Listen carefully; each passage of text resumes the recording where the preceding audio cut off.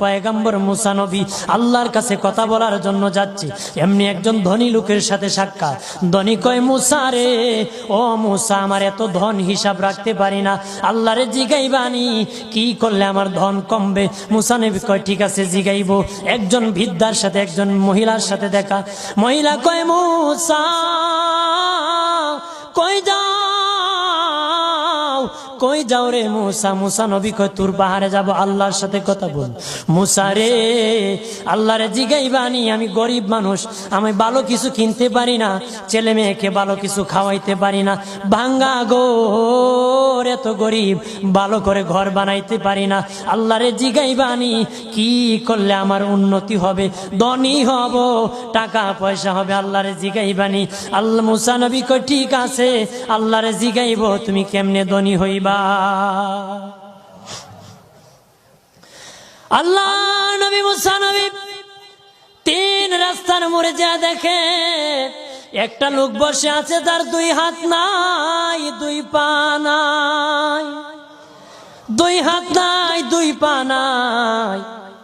ওই লোক ডাক দিয়া কয়, মুসা রে, জীবনে কোনোদিন নিজে হাঁটতে পারি নাই, নিজ হাতে খেতে পারি নাই, কেউ খাওয়াইলে খাই, নতুবা উপবাস থাকি, বৃষ্টি আসলে ভিজি, সেখানে আমি আবার শুকাই।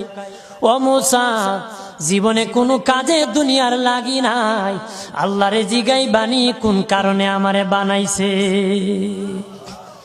আল্লাহ কয়, জিগাই মনে। মুসা নবী কয়, আল্লাহরে তোর পাহাড়ে মুসা নবী, মুসা ছিল কালিমুল্লাহ, কথা বলার প্রেম ছিল, কথা বলতো, কথা বলার প্রেম ছিল। কথা বলতে বলতে শেষ দিকে আল্লাহ গো, আসার সময় তিনটা লোক আমার কাছে প্রশ্ন করেছে। একজন লোক হলো ধনী, কিভাবে তার ধন কমবে গো?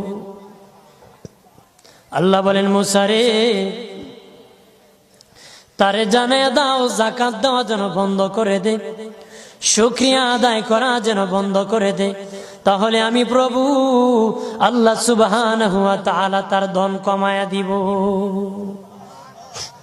যদি শুকরিয়া আদায় বন্ধ করে, তাহলে ধন আমি কমাই দেব।